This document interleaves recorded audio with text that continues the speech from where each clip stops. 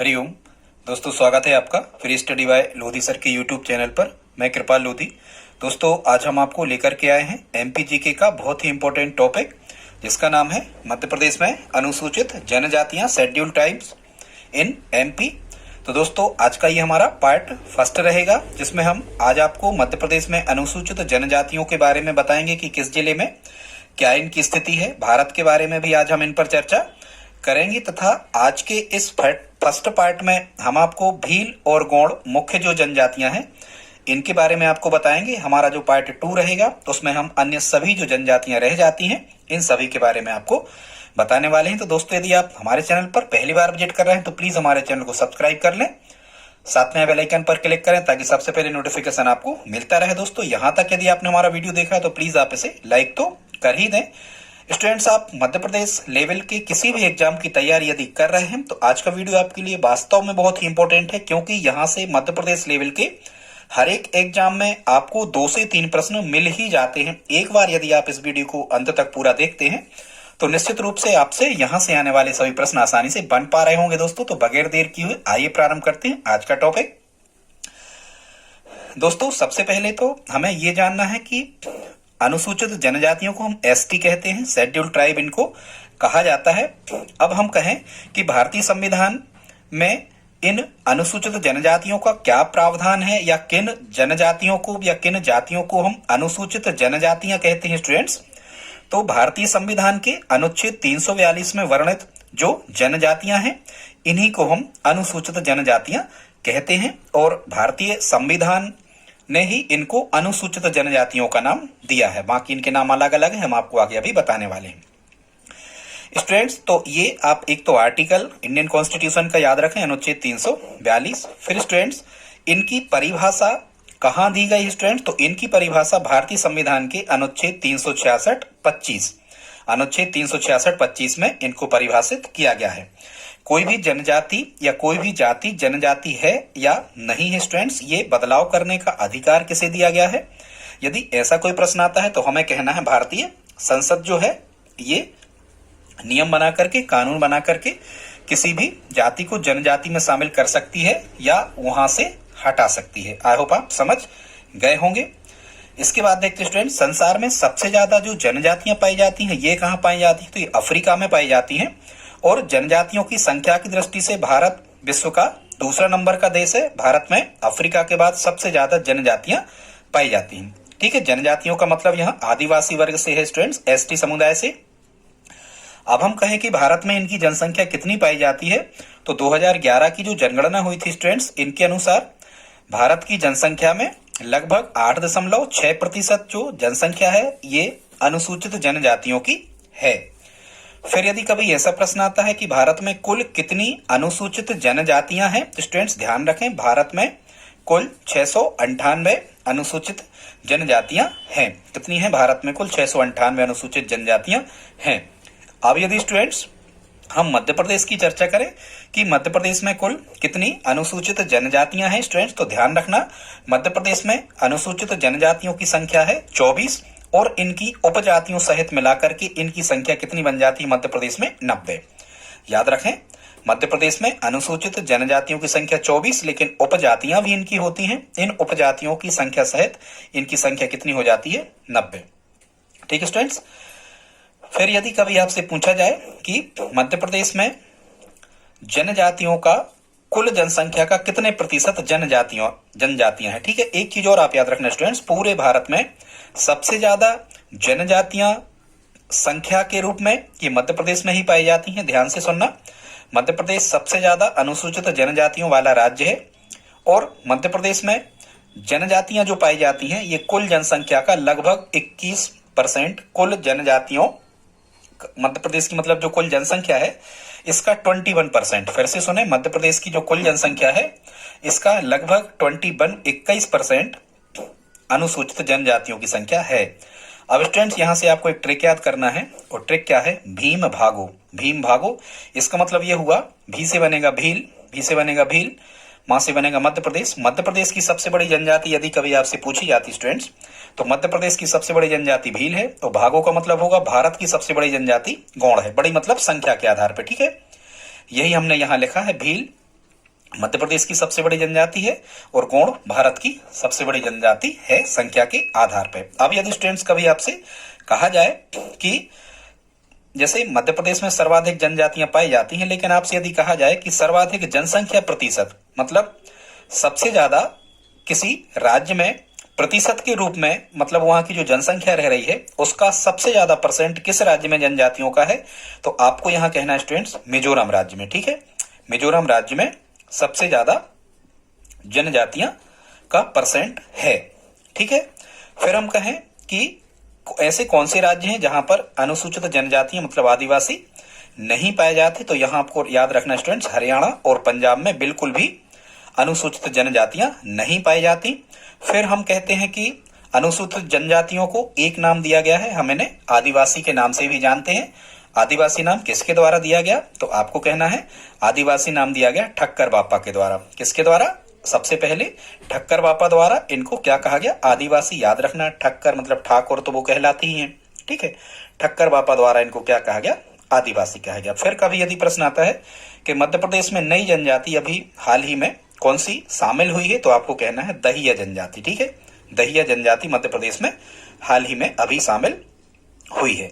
फिर स्टूडेंट्स यदि कभी आपसे जिलों के बारे में पूछा जाए कि मध्य प्रदेश में सर्वाधिक जनजातियों का प्रतिशत कहाँ है, तो प्रतिशत के रूप में मध्य प्रदेश में सबसे ज्यादा जनजातियां अलीराजपुर में पाई जाती हैं। अलीराजपुर जिले की कुल जनसंख्या का 89% जनसंख्या जो है ये आदिवासियों की है, मतलब अनुसूचित जनजातियों की है। परसेंटेज के आधार पे अलीराजपुर, ठीक है, क्योंकि जो राजा होता है ये परसेंटेज के रूप में ही बांटता है सबको धन, ऐसा याद रखना आप। ठीक है, तो अलीराजपुर परसेंटेज के रूप में, और अलीराजपुर की कुल जनसंख्या का 89% जो जनसंख्या है ये अनुसूचित जनजातियों की है अलीराजपुर में। अब यदि कभी आपसे कहा जाए कि मध्य प्रदेश का कौन सा जिला है जहां न्यूनतम जनजातियों का परसेंट पाया जाता है, मतलब प्रतिशत के रूप में सबसे कम किस जिले की जनसंख्या में अनुसूचित जनजातियां पाई जाती हैं, तो आपको याद रखना है ये भिंड। भिंड में सबसे कम अनुसूचित जनजातियों का परसेंट है, केवल 0.4% जनसंख्या जो है। चूंकि ऐसे याद रखना कि जो अनुसूचित जनजाति के लोग हैं ये खेती किसानी करते हैं और भिंड में वर्षा होती है हमारे यहाँ सबसे कम, इसलिए यहाँ सबसे कम ही अनुसूचित जनजातियों की संख्या परसेंट में पाई जाती है। कभी यदि आपसे पूछा जाए कि सबसे अधिक जनसंख्या मध्य प्रदेश के किस जिले में है अनुसूचित जनजातियों की, मतलब आदिवासियों की सबसे अधिक जनसंख्या मध्य प्रदेश के किस जिले में है, तो आपको कहना है धार जिले में। धार जिले में स्टूडेंट्स सबसे अधिक आदिवासी रहते हैं जनसंख्या के रूप में। धार मध्य प्रदेश में ही क्या, भारत में सबसे ज्यादा अनुसूचित जनजाति की संख्या वाला जिला है धार मध्य प्रदेश का, पूरे भारत का, याद रखना।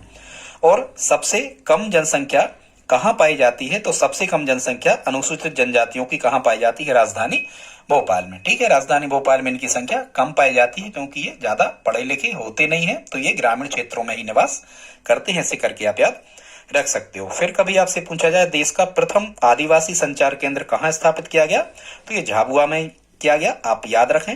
ठीक है, यदि किसी की बुआ गा रही हैं, रेडियो से उनका संचार वगैरह होना है, कहते कि हमारी बुआ बहुत अच्छा गाती हैं, तो किसी की बुआ यदि गा रही हैं और रेडियो से संचार होना तो वो झाबुआ से होगा। तो हम कह सकते हैं देश का प्रथम आदिवासी संचार केंद्र झाबुआ। हम कहें कि मध्य प्रदेश में इनका लिंगानुपात कितना है आदिवासियों का या जनजातियों, अनुसूचित जनजातियों का, 984 पुरुष हैं।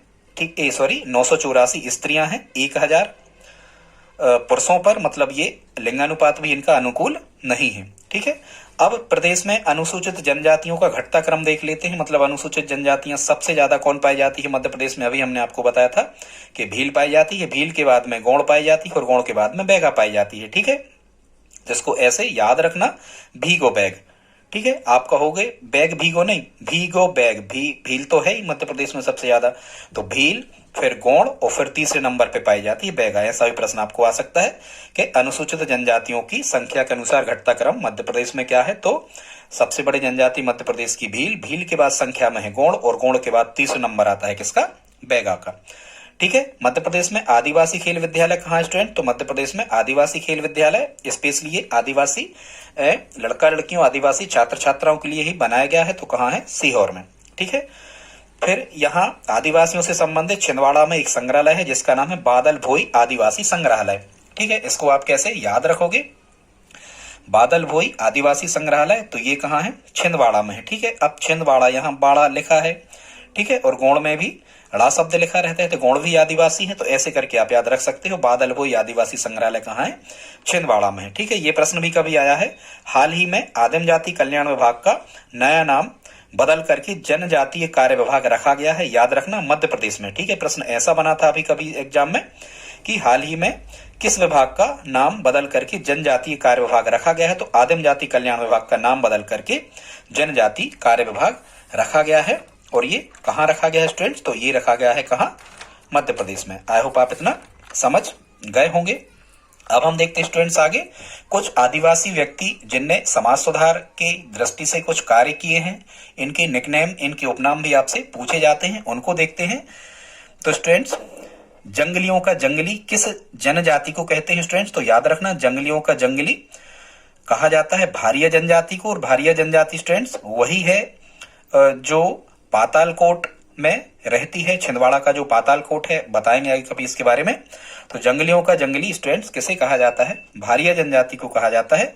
और भारिया जनजाति कौन है, वही जो पातालकोट में रहती है। ठीक है, ऐसे ही करके याद रखना कि रिया नाम की कोई लड़की है और उसने कोट पहन रखा है। ठीक है, क्या पहन रखा है, कोट पहन रखा है रिया नाम की लड़की ने। ऐसे करके आप याद रखना, तो आपको खबर आ जाएगा कि पातालकोट में भारिया जनजाति रहती। खैर, हम आगे आपको इनके बारे में बताएंगे। फिर स्टूडेंट्स आगे देखते हैं। फिर आपको ध्यान रखना है, भीलों का गांधी किसे कहते हैं, तो ध्यान रखना, भीलों का गांधी कहा जाता है बालेश्वर दयाल। भीलों का गांधी किसे कहा जाता है, तो भीलों का गांधी कहा जाता है स्टूडेंट्स किसे, बालेश्वर दयाल। अब जैसे गांधी जी सभी हरिजनों या दलितों या गरीबों पर दया करते थे, तो ऐसे ही आप याद रख सकते हो कि बालेश्वर दया शब्द लिखा है तो दयाल, भीलों का गांधी बालेश्वर दयाल। आदिवासियों का मसीहा किसे कहा जाता है, तो स्टूडेंट्स ध्यान रखना, आदिवासियों का मसीहा कहा जाता है ठक्कर बापा को। किसे कहा जाता है, ठक्कर बापा को आदिवासियों का मसीहा कहा जाता है, क्योंकि इनने आदिवासियों से संबंधित समाज सुधार के कई कार्य किए। फिर हम देखते हैं स्टूडेंट्स, आदिवासियों का रॉबिनहुड किसे कहा जाता है, तो आदिवासियों का रॉबिनहुड कहा जाता है टाट्या भील या टांट्या भील भी हम इनको कहते हैं। आदिवासियों का रॉबिनहुड किसे कहते हैं, तात्या भील या टांट्या भील को हम कहते हैं। ठीक है, आदिवासियों का जनजातीय गौरव दिवस कब मनाया जाता है, तो याद रखना स्टूडेंट्स, आदिवासियों का जनजातीय गौरव दिवस 15 नवंबर को मनाया जाता है। और 15 नवंबर को जो है ये शहीद बिरसा मुंडा की जयंती है। ठीक है, शहीद बिरसा मुंडा की जयंती पर कौन सा दिवस मनाया जाता है, तो याद रखना, आदिवासियों का जनजातीय गौरव दिवस मनाया जाता है 15 नवंबर को शहीद बिरसा मुंडा की जयंती पर। अब हम देख लेते हैं स्टूडेंट्स कि आदिवासियों का जो नामकरण है ये किसके द्वारा किया गया है। ठीक है, किसने क्या नाम दिया, तो जो ठक्कर बापा थे स्टूडेंट्स, इनका पूरा नाम है VAB ठक्कर। क्या नाम है, BAB ठक्कर, इन्हीं को ठक्कर बापा कहते हैं। इनने सबसे पहले इन्हें क्या कहा था, आदिवासी कहा था। जो जॉर्ज ग्रियर्सन है, जॉर्ज ग्रियर्सन ने इन्हें आदिवासियों को पहाड़ी जनजाति कहा है। डॉक्टर घुरे ने इन्हें पिछड़ा हिंदू कहा है। ऐसे ही हिंदू लोग एक दूसरे को घूर के देखते हैं, याद रखना। डॉक्टर घुरे ने इन्हें क्या कहा है, पिछड़ा हिंदू कहा है। ठीक है, और सन मतलब पहाड़ी पे सूर्य उगता देखो तो कितना सुंदर लगता है, तो ऐसे याद रखना, ग्रियर्सन ने पहाड़ी जनजाति कहा है। और इनको दलित वर्ग किसने कहा स्टूडेंट, दलित नाम इनको किसने दिया है, तो अंग्रेजों ने इन्हें क्या कहा है, दलित कहा है। क्योंकि अंग्रेज फूट डालो शासन करो की नीति भारत में अपनाना चाहते थे, तो अंग्रेजों ने इन्हें क्या कहा है, दलित वर्ग। और संविधान के अनुच्छेद 342 में इन्हें क्या कहा गया है, तो ध्यान से सुनना, संविधान ने इन्हें नाम दिया है अनुसूचित जनजाति। ठीक है स्टूडेंट्स, आई होप आप इतना समझ गए होंगे स्टूडेंट्स। अब हम आगे देखते हैं। तो आगे आज हम आपको केवल 2 जातियों के बारे में बताने वाले हैं, जिनमें एक है भील और दूसरी है गौड़। तो सबसे पहले हम आपको भील जनजाति के बारे में बताते हैं। तो स्टूडेंट्स, सबसे पहले तो आपको भील जनजाति में ये याद रखना है कि मध्य प्रदेश की सबसे बड़ी जनजाति है भील। ठीक है, जनजातियों की पूरी जनसंख्या में का लगभग 39.1% जो है ये किसका है, भीलों का है। ठीक है, यदि पूरी जनजाति को हम मध्य प्रदेश में 100% माने तो उसमें 39% भील है। तो याद रखना, मध्य प्रदेश की सबसे बड़ी जनजाति भील है। ठीक है, और ये जो भील शब्द है ये द्रविड़ भाषा की बील शब्द से लिया गया है। ठीक है, द्रविड़ भाषा की बील शब्द से लिया गया है। बील का अर्थ क्या होता है, धनुष, क्योंकि ये धनुष बाण लिए रहते हैं। ठीक है, और हम कहें कि तमिल भाषा में इसे बिल्लूबर भी कहते हैं, भील को बिल्लूबर भी कहते हैं, और बिल्लूबर का अर्थ भी क्या होता है, धनुष। ठीक है, अब हम देखते हैं स्टूडेंट्स भीलों के मुख्य देवता। यहाँ से स्टूडेंट्स प्रश्न कैसे आते हैं, ऐसे ही प्रश्न आते हैं। ठीक है, कि भील शब्द का क्या अर्थ है, बिल्लूबर शब्द का क्या अर्थ है, ये या वो कहें कि राजपंथा निम्न में से किस जनजाति के देवता हैं, या शीतला माता निम्न में से किस जनजाति की देवी हैं, इस टाइप से। ठीक है, ऐसे प्रश्न आते हैं। आप इनकी एक बार नोट्स तैयार कर लें तो आई होप आप यहाँ से आने वाले सभी प्रश्नों को आसानी से हल कर पाएंगे। ठीक है स्टूडेंट, तो हम आगे देखते हैं। फिर हम एक ट्रिक याद यदि आप रख लेते हो इसकी, भीलों के देवता की, इसकी ट्रिक क्या है भीलों के देवता की, अंबिका राह में सिपा भील की पूजा करेगा। अंबिका नाम का कोई लड़का है, राह में सिपा भील की पूजा करेगा, मतलब लड़ाई भिड़ाई होगी। अंबिका राह में सिपा भील की पूजा करेगा। यहाँ स्टूडेंट्स राह शब्द से क्या बनेगा, तो राह शब्द से बनेगा राजपंथा, और ये जो राजपंथा है ये भीलों के सबसे शक्तिशाली देवता है। ठीक है, भीलों के सबसे शक्तिशाली देवता कौन है, राजपंथा। ठीक है, वैसे ही जो भील मतलब जैसे हम कहें कि भील माने भिलाई। ठीक है, तो भिलाई में लोहा इस्पात कारखाना है, तो जिसके हाथ में ज्यादा लोहा है वही राज करता है, ऐसे भी आप इसको जोड़ सकते हो। ठीक है, यहाँ स्टूडेंट्स अब देख लेते हैं, अंबिका से बनेगा अंबिका। ठीक है, राह से राजपंथा बनेगा। फिर यहाँ लिखा है सिपा, तो सी से बनेगा शीतला माता, पा से बनेगा पाठर। ठीक है, और यहाँ राह से बनेगा बैराह माता। ठीक है स्टूडेंट्स, तो ये अंबिका, बैराह माता, शीतला माता, पाठर और राजपंथा, ये 5 भीलों के क्या हो गए, देवता हो गए। मुख्य देवता या सबसे शक्तिशाली देवता कौन होगा, राजपंथा। अब हम देखते हैं स्टूडेंट्स भीलों की उपजातियां, क्योंकि यहाँ से कभी कभी प्रश्न आता है, वो कहेंगे कि भिलाला निम्न में से किसकी उपजाति है, तो ये भीलों की उपजातियां हैं। ये 3 हैं स्टूडेंट्स, इनके लिए आपको एक ट्रिक याद करना है, और वो ट्रिक क्या है देखते हैं। ट्रिक आपको याद करना है बरी पटली भीलों की। ठीक है, किसकी पटली बर गई, भीलों की, तो यहाँ आपको याद रखना है बरी पटली भीलों की। ठीक है, तो बरी से क्या बनेगा, बरेला। ठीक है, और भीलों से क्या बनेगा, भिलाला, और पटली से बनेगा पटलिया। तो बरेला, भिलाला और पटलिया ये भीलों की क्या है, महत्वपूर्ण उपजातियां हैं। ठीक है, अब हम देखते स्टूडेंट्स, यदि आपसे कभी पूछा जाए कि सबसे ज्यादा जो भील हैं ये कहाँ पाए जाते हैं, तो सबसे ज्यादा भील पाए जाते हैं पश्चिमी निमाड़ में, या तो आपको ऑप्शन में पश्चिमी निमाड़ लिखा आता है, या सबसे ज्यादा जो आपके भील हैं ये कहाँ पाए जाते हैं, झाबुआ में पाए जाते हैं। कहाँ पाए जाते हैं, झाबुआ में पाए जाते हैं। ऐसे याद रखना, आपकी बुआ जो है वो भिलाई में रहती हैं, तो भील सबसे ज्यादा झाबुआ जिले में पाए जाते हैं। ठीक है, फिर कभी कभी प्रश्न आता है कि ऐसी कौन सी जनजाति है जो एकलव्य और सबरी को अपना वंशज मानते हैं, या जो अपने आप को एकलव्य और सबरी के वंशज कहते हैं। तो याद रखना भील जो है ये अपने आप को एकलव्य और सबरी का वंशज मानते हैं। ठीक है, अब हम देखते हैं कि भिलाला जनजाति क्या है। ठीक है, तो याद रखना भिलाला क्या कहलाती है जनजाति।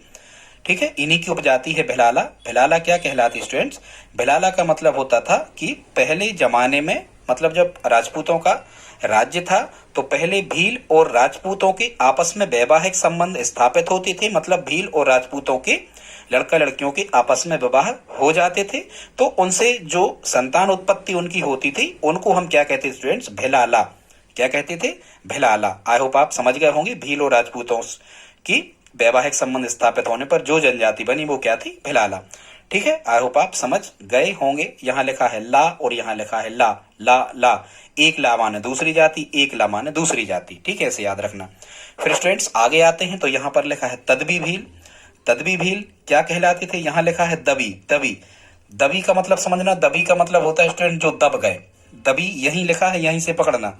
दबी माने क्या होगा, दबी माने क्या होगा देखो, और एक चीज और समझना, जैसे हम कहें कि भीलों की उपजातियां, तो देखो भील में ला है, भील में ला है तो यहाँ भी ला है, यहाँ भी ला है, और पटलिया में भी ला है। ठीक है, ला मिलेगा भीलों में, अधिकांशतः शब्दों में आपको क्या मिलेगा, ला शब्द मिलेगा। ठीक है, तो तदबी भील मतलब दबे हुए भील। किसके दबे थे, औरंगजेब के। ठीक है, किसके दबे थे, मुगलों में औरंगजेब के। तो तदबी भील किसे कहते थे, बहुत इंपॉर्टेंट फैक्ट स्टूडेंट समझे ध्यान से। ऐसे भीलों को तदबी भील कहा जाता था जो औरंगजेब के समय में जिन्होंने इस्लाम धर्म को अपनाया। ठीक है, औरंगजेब के समय में जिन्होंने इस्लाम धर्म को स्वीकार किया, ऐसे भीलों को क्या कहा जाता है, तदबी भील। ठीक है, औरंगजेब ने इन्हें दबा करके इस्लाम धर्म मनवा लिया। ऐसे करके आप इसको याद रख सकते हो। ठीक है, आई होप आप समझ गए होंगे। आगे देखते हैं स्टूडेंट्स भीलों के बारे में। तो फिर आपको यदि यहाँ तक स्टूडेंट्स आपने वीडियो देखा है तो प्लीज आप लाइक तो कर ही दें, अच्छा कलेक्शन है, इससे ज्यादा आपको कहीं यूट्यूब पर पढ़ने के लिए नहीं मिलेगा, ऐसा हमारा मानना है। ठीक है, भीलों में बधू मूल्य चुकाना पड़ता है। स्टूडेंट्स बधू मूल्य मतलब ये दहेज का उल्टा होता है कि आप यदि अपने लड़के का विवाह कर रहे हैं तो आपको उस लड़की का मूल्य चुकाना होगा, जिसको हम बधू मूल्य कहते हैं, बिल्कुल दहेज का उल्टा। मतलब लड़का वाला पैसा खर्च करेगा, सीधी सी बात हम ऐसी कह सकते हैं। ठीक है स्टूडेंट, आगे देखते हैं।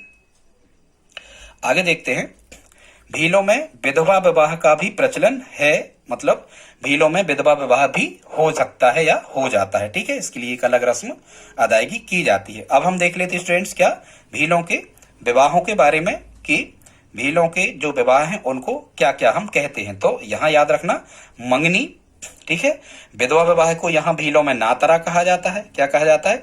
एक विवाह हो गया मंगनी, जो साधारण विवाह होता है, नातरा कहते हैं विधवा विवाह को। एक घर घुस्सी होता है, ठीक है, लड़का घर में ही रहकर विवाह करता है, बहुत समय तक वहां रहता है। और एक होता है अपहरण। ठीक है, अपहरण आप जानते होंगे। तो ये जो विवाह है, अपहरण, घर घुस्सी, नातरा और मंगनी, ये किसके हैं स्टूडेंट्स? ये भीलों के हैं। आप कोई ट्रिक यहां से याद कर लेना या आप खुद अपनी ट्रिक यहां से बना लेना। आगे देखते स्टूडेंट्स, आदिवासियों में सबसे सुंदर जो स्त्री पुरुष होते हैं, ये किस समुदाय से होते हैं, ये किस जनजाति के होते हैं? तो याद रखना, आदिवासियों में सबसे सुंदर स्त्री पुरुष भील के होते हैं। ठीक है, संसार की सर्वाधिक रंग प्रिय जनजाति, मतलब रंग सबसे ज्यादा इनको पसंद होते हैं, किसे? भीलों को। ठीक है, भीलों को सबसे ज्यादा रंग पसंद होते हैं, ये रंग प्रिय। रंग में भी दो शब्द हैं, भील में भी दो शब्द हैं, ऐसे भी आप याद रख सकते हो।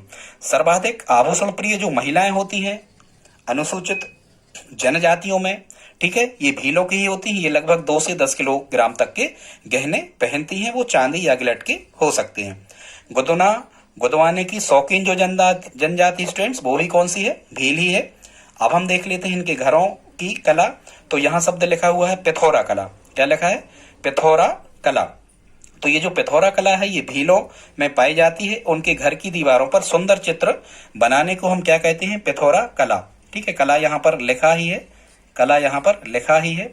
ठीक है, और भील भिलाई में पत्थर वगैरह होते हैं, इसी करके याद रखना। तो पिथौरा कला, घर की दीवारों पर सुंदर चित्र बनाने को क्या कहा जाता है? पिथौरा कला। फिर हम देखते हैं फाल्या किसे कहा जाता है स्टूडेंट? तो भीलों के जो निवास स्थान या जो क्षेत्र होते हैं, इनके विशेष क्षेत्रों को क्या कहा जाता है? फाल्या कहा जाता है। ठीक है, फिर इनकी मकानों को क्या कहा जाता है? तो भीलों के मकानों को कहा जाता है कू। ठीक है स्टूडेंट्स, भीलों के मकानों को क्या कहा जाता है? कू। ठीक है, भीलों को के मकानों को क्या कहा जाता है? कू।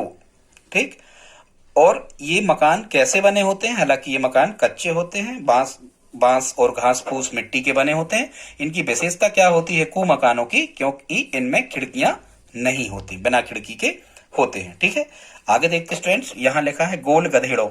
ये गोल गधेड़ो जो है स्टूडेंट्स, ये एक प्रकार का नृत्य होता है जो होली के अवसर पर किया जाता है। यहाँ होली के ही अवसर पर, गोल गधेड़ो अवसर पर या होली के टाइम पर, यहाँ लड़का लड़कियों के विवाह भी यहाँ पर करवा दिए जाते हैं। यहाँ लड़के पेड़ पर चढ़ते हैं, कंपटीशन होता है, जो जल्दी चढ़कर पेड़ पर उतर जाता है, इस टाइप के लड़कों के विवाह जल्दी कर दिए जाते हैं। तो गोल गधेड़ो आप समझ गए, होली के अवसर पर विवाह का एक प्रकार है। यहाँ नृत्य भी होता है, लड़के इसमें पेड़ पर चढ़ते हैं। ठीक है, गोल गधेड़ो।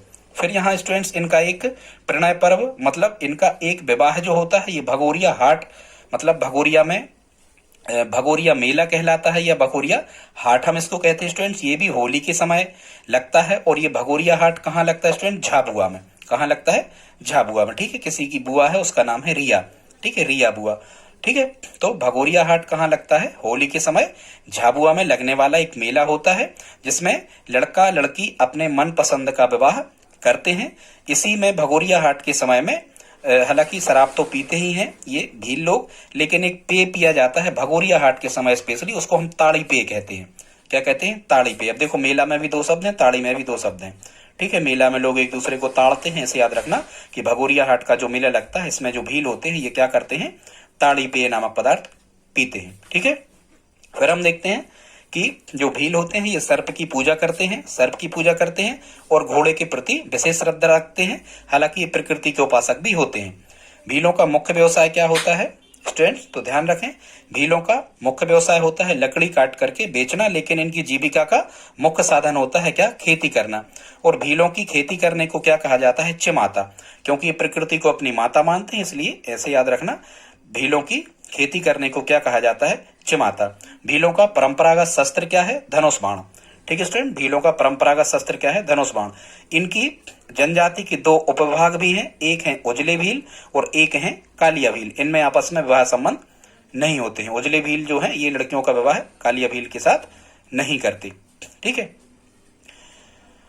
तो ऐसे करके आप याद रखना, ये उजले भील अपने आप को उच्च जाति का बताते हैं कालिया भील की अपेक्षा। ये जो भील होते हैं ये गुलेल चलाने में भी दक्ष होते हैं। अब देखते स्टूडेंट्स, भीलों के नृत्य क्या क्या है, यहाँ से भी प्रश्न कई बार एग्जाम में पूछे गए हैं। तो भीलों के जो नृत्य हैं, यहाँ से आपको एक ट्रिक के माध्यम से हम बता रहे हैं, ये ट्रिक आपको मेमोराइज कर लेना है, याद कर लेना है। और स्टूडेंट्स वो ट्रिक क्या है? ट्रिक है भगो गोरी बड़ा डोहा भील आया। क्या कहोगे आप? 2-3 बार कहना स्टूडेंट्स, क्या कहोगे? भगो गोरी बड़ा डोहा भील आया।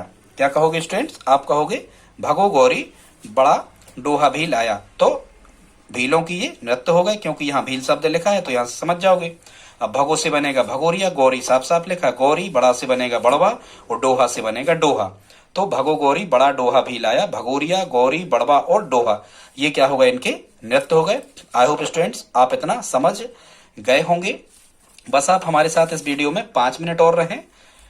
यदि यहाँ तक वीडियो देखा है तो प्लीज आप लाइक तो इसे कर ही दें, और यदि आप हमारी हेल्प करना चाहें तो प्लीज इस वीडियो को अपने दोस्तों के साथ स्टडी ग्रुप में शेयर जरूर करें। और यदि वीडियो अच्छा लग रहा हो तो आप हमारे चैनल को सब्सक्राइब भी कर लें। तो स्टूडेंट्स, भील के बारे में जो इंपॉर्टेंट फैक्ट थे ये हमने आपको सभी बता दिए। अब हम आगे देखते हैं गौड़ जनजाति के बारे में। ठीक है, जो भारत की सबसे बड़ी जनजाति है, तो इसके बारे में महत्वपूर्ण फैक्ट क्या है, और ये सभी स्टूडेंट्स एग्जाम रिलेटिव हैं, यहाँ से कभी न कभी प्रश्न आया है, वहीं से हमने इन चीजों को इकट्ठा किया है। तो अब देख लेते हैं हम गौड़ स्टूडेंट। तो जो गौड़ है ये भारत की सबसे बड़ी जनजाति है। ठीक है, भारत में सबसे अधिक कौन रहते हैं? गौड़ लोग रहते हैं। गौड़ शब्द की जो उत्पत्ति है ये तमिल भाषा के कौंड शब्द से हुई है, और कौंड का अर्थ होता है पर्वतवासी, क्योंकि गौड़ अधिकांशतः पर्वतों पर रहते हैं, इसलिए इन्हें कौंड शब्द से क्या अर्थ निकलता है? पर्वतवासी। ठीक है, अब हम देखते हैं कि मध्य प्रदेश में सर्वाधिक जो गौड़ हैं ये कहाँ पाए जाते हैं स्टूडेंट। तो ध्यान रखना, मध्य प्रदेश में सर्वाधिक जो गौड़ की जनसंख्या है ये कहाँ है? छिंदवाड़ा में। ठीक है, अब आप देखो गौड़ में भी इड़ा शब्द है और छिंदवाड़ा में भी इड़ा शब्द है, तो ये छिंदवाड़ा में पाए जाते हैं। या फिर हम ये कहें कि सतपुड़ा विंध्याचल क्षेत्र में सर्वाधिक जनसंख्या में ये पाए जाते हैं। नर्मदा का जो दोनों किनारे हैं, नर्मदा नदी के, खासकर नर्मदा नदी के दोनों किनारों पर, या सतपुड़ा और विंध्याचल क्षेत्र में ये सर्वाधिक संख्या में पाए जाते हैं। ठीक है, हालांकि जो गौड़ हैं ये अपने आप को गौड़ नहीं कहलवाना चाहते, ये क्या कहलवाना पसंद करते हैं? तो ध्यान से सुनना, ये अपने आप को या स्वयं को कोयतोर कहलवाना पसंद करते हैं। कौन सा शब्द है स्टूडेंट? कोयतोर। ठीक है, कोयतोर, ये गौड़ नहीं कहलवाना चाहते, ये कोयतोर।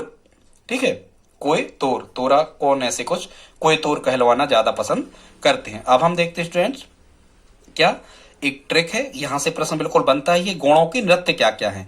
यहां से प्रश्न आ जाता है कि रीना किसका नृत्य है या सैला किसका नृत्य है, इस टाइप से। तो नृत्य आप जरूर याद करें स्टूडेंट। तो हम देखते हैं गौड़ों के नृत्य क्या क्या है। तो यहां से आपको ट्रिक याद रखना है, रीना गौड़ 3 सैल लाई।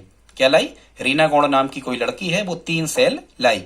रीना गौड़ 3 सैल लाई। तो यहाँ ये गौड़ शब्द लिखा ही है, तो ये यहाँ एक चीज ध्यान रखो, ये गौड़ के साथ में 3 लिखा है स्टूडेंट्स। तो गौड़ के साथ में ये हमने 3 इसलिए लिखा है ताकि आपको ध्यान रखे कि गौड़ के साथ में 3 लिखा है, मतलब गेंडी, गौड़ी और गोचो। देखो का शब्द आ रहा, गेंडी, गौड़ी और गोचो, ये गौड़ों के नृत्य हैं, गेंडी, गौड़ी और गोचो।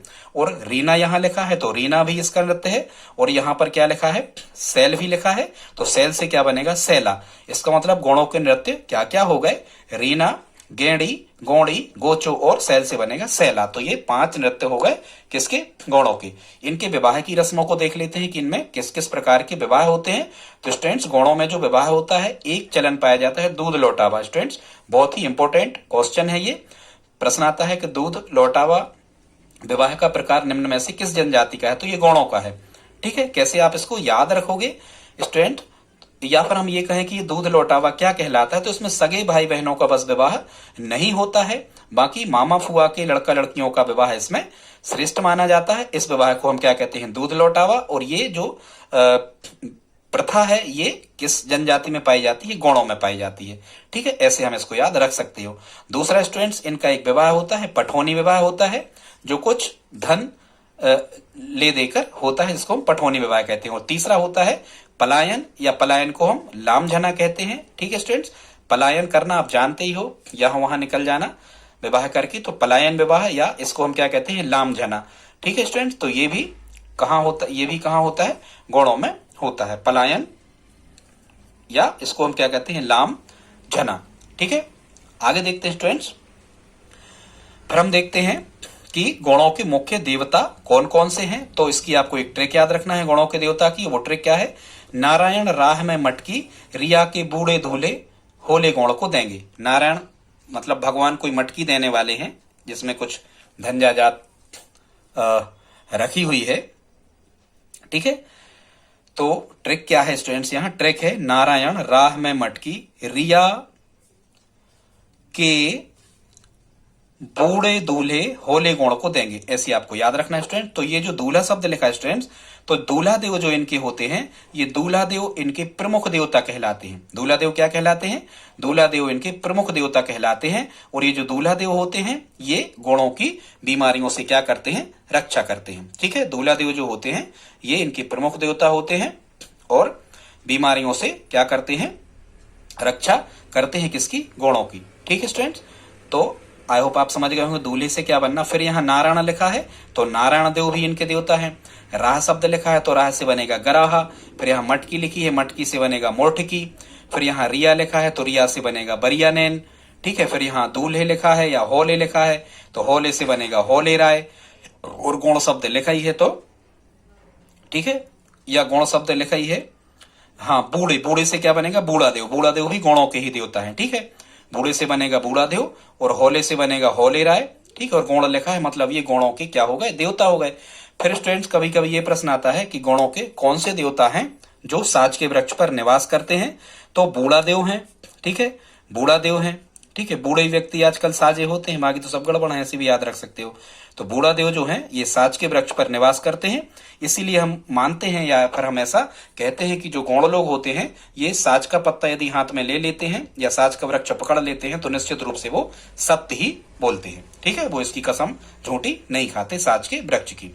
ठीक है, फिर जो गौड़ लोग हैं ये प्रकृति पूजक तो होते ही हैं, साथ में ये नाग और पीपल के वृक्ष की पूजा करते हैं। इनकी खेती का नाम क्या होता है? बारी। जैसे अपन कहते हैं खेती बारी, तो इनकी जो खेती का नाम होता है गौड़ों की, उसको हम क्या कहते हैं?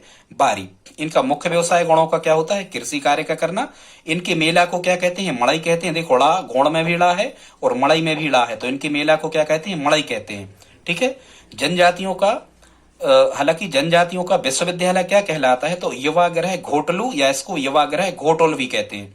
युवागृह घोटोल कहते हैं। ये हालांकि गौड़ों का ही होता है, इसे जनजातियों का विश्वविद्यालय कहा जाता है। मतलब युवागृह घोटल जो होता है, खासकर छत्तीसगढ़ के बस्तर जिले में ये सबसे ज्यादा पाए जाते हैं। यहाँ क्या होता है स्टूडेंट्स? इनके जो लड़का लड़की होते हैं, इनके लिए समाज के सामाजिक नियम, इनकी संस्कृति और समाज में कैसे जीना है, कैसे रहना है, ये सभी, और कुछ शैक्षिक पढ़ाई भी इनकी इन युवागृह जो घोटलू या घोटल होते हैं यहाँ पर कराई जाती है। ये कच्चे घास फूस के बने होते हैं, इन्हीं के टीचर, इन्हीं के लोग यहाँ पर होते हैं, और उन बच्चों को संस्कारों की, सामाजिक नियम, रीति रिवाजों की शिक्षा देते हैं। कहाँ? युवागृह घोटल या घोटलू में। तो इसे युवागृह घोटलू को जनजातियों का विश्वविद्यालय कहा जाता है। ठीक है, यह स्टूडेंट्स इनकी कुछ उपजातियां भी हैं, उनको हम देख लेते हैं। तो उनको, क्योंकि यहां से भी आपसे प्रश्न पूछे जाते हैं, तो सबसे पहले यहां लिखा है अगरिया।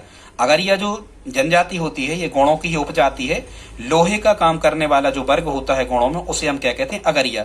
और आपने देखा होगा कि लोहे का काम अगरिया ही करते हैं। कैसे भाई? लोहे को यदि आपको परिवर्तित करना है या कोई उपकरण आपको लोहे का बनाना है, तो आग में ही डालना पड़ेगा। तो ऐसे आप याद रख सकते हो, अगरिया लोहे का काम करने वाला वर्ग है। ठीक है, प्रधान, यहाँ लिखा ही है प्रधान। तो प्रधान स्थान हिंदू धर्म में भी किसका होता है? पुजारी का, पंडितों का। तो जो प्रधान होता है वो पुजारी का काम करता है गौड़ों में। एक होता है कोयला भोता, और कोयला भोता जो होते हैं ये नाचने वाले। वैसे ही भूत यदि किसी को लग जाते हैं तो वे नाचते तो हैं ही। ठीक है, तो कोयला भोता ये नाचने वाले गौड़ कहलाते हैं। ओझा, ठीक है, ओझा जो होते हैं, जैसे ओझा, ओझा क्या कहलाते हैं? तो ओझा कहलाते हैं जो पंडिताई करते हैं और तांत्रिक क्रिया करने वाले लोग होते हैं। ठीक है, पंडिताई, वैसे ही तांत्रिक जो होते हैं, तांत्रिक वो आपको उलझा देते हैं। ठीक है, तांत्रिक आपको क्या कर देते हैं? उलझा देते हैं, ये ले आओ वो ले आओ, जमाने भर की बातें ऐसे याद रख सकते हो। ओझा जो है वो पंडिताई तथा तांत्रिक क्रिया करने वाले गौण कहलाते हैं। फिर यहाँ क्या लिखा है? 16 हंस, 16 हंस, हंस से क्या बनेगा स्टूडेंट? हंसिया, और हंसिया कौन बनाता है? बढ़ई। ठीक है, हंसिया में बैठ तो बढ़ई भरता है, तो 16 हंस गौण जो होते हैं ये बढ़ईगिरी का काम करते हैं। यहाँ इनकी दो जातियां और भी पाई जाती हैं, इनकी दो उपजातियां में, मुख्यतः दो उपजातियों में ही बांटा जाता है। एक तो राजगौण, जो राजगौण होते हैं ये भूस्वामी होते हैं, इनके यहाँ जायदाद संपत्ति खेती बाड़ी आदि होती है। और जो धुरगुण होते हैं ये सामान्य अर्थ होता है इनका। ठीक है, अब हम देख लेते हैं इनकी उपजातियां, गौणों की उपजातियां कौन कौन सी हैं। तो एक ट्रिक आपको याद रखना है, 16 की रिया नागपुर, या 16 की रिया गौण नागपुर की ओझा है। 16 की रिया मतलब 16 साल उम्र है किसी रिया गौण की, 16 की रिया गौण नागपुर की ओझा है। तो ये गौण की उपजातियां हो गई। 16 से क्या बनेगा? 16हास। ठीक है, रिया से क्या बनेगा? यहाँ अगरिया, नागपुर से बनेगा नगारची, पुर से बनेगा यहाँ प्रधान, और ओझा से बनेगा ओझा। तो ये 16हास, अगरिया, नगारची, प्रधान और ओझा ये गौण की उपजातियां हैं। ठीक है, फिर हम देखते हैं स्टूडेंट्स की जो गौण लोग होते हैं ये भाषा कौन सी बोलते हैं। तो आपको याद रखना है इनकी भाषा का नाम है गौड़ी तथा डोरली। क्या नाम है? गौड़ी तथा डोरली। और मृत्यु हो जाने पर इन जो ये गान गाते हैं, ये जो गाना या गीत गाते हैं, इनके मृत्यु गान को क्या कहा जाता है? तो इनके मृत्यु गान को कहा जाता है खेहोल पारा। क्या कहा जाता है स्टूडेंट्स? खेहोल पारा। दोस्तों आज ये दो ही थे, गौड़ और भील, और कुछ जनजातियों के बारे में हमने आपको बताया। इसके बाद का जो हमारा वीडियो पार्ट 2 होगा वो देखना ना भूलें। हम उसमें सभी मध्य प्रदेश की जनजातियों के बारे में सभी इंपॉर्टेंट फैक्ट लेकर के आएंगे। दोस्तों वीडियो पसंद आया हो और यदि हमारी हेल्प करना चाहते हो तो प्लीज वीडियो को अपने दोस्तों के साथ स्टडी ग्रुप में शेयर जरूर करें, लाइक तो कर ही दें, सब्सक्राइब कर लें। मिलते हैं अगली वीडियो में, तब तक के लिए जय हिंद जय भारत।